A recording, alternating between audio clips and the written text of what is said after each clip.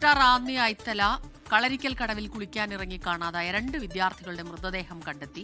Mylapra mount Bethany സ്കൂളിലെ +2 വിദ്യാർത്ഥികളായ Josin, Chris എന്നിവരാണ് മരിച്ചത്.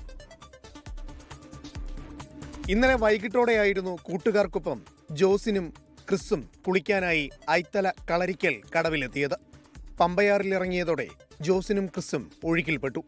ഒപ്പമുള്ള കൂട്ടുകാർ രക്ഷപ്പെടുത്തുവാനുള്ള ശ്രമം നടത്തിയെങ്കിലും ആഴം കൂടുതലായതിനാൽ കഴിഞ്ഞില്ല.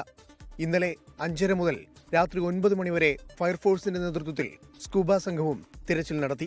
പ്രതികൂല കാലാവസ്ഥയെ തുടർന്ന് നിർത്തിവെച്ച തിരച്ചിൽ ഇന്ന് രാവിലെ 7 മണിയോടെ പുനരാരംഭിച്ചു.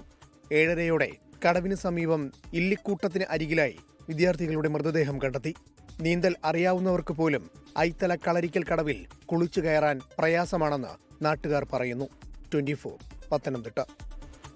ലോകത്തെവിടെയായാലും ഏത് സമയത്തും 24 വാർത്തകളും ഓഗ്മെന്റഡ് റിയാലിറ്റി പാക്കേജുകളും എക്സ്പ്ലെയിനറുകളും വിശദമായി കാണാൻ ഞങ്ങളുടെ യൂട്യൂബ് ചാനൽ നിങ്ങൾക്ക് സബ്സ്ക്രൈബ് ചെയ്യാം.